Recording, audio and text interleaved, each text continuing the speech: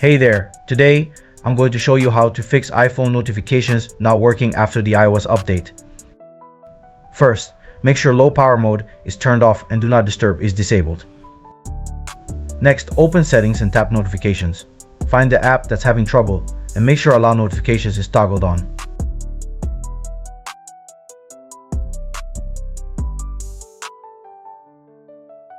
Enable lock screen, notification center, and banners.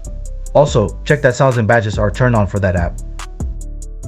After that, go back to settings, scroll down to screen time, and tap on content privacy restrictions.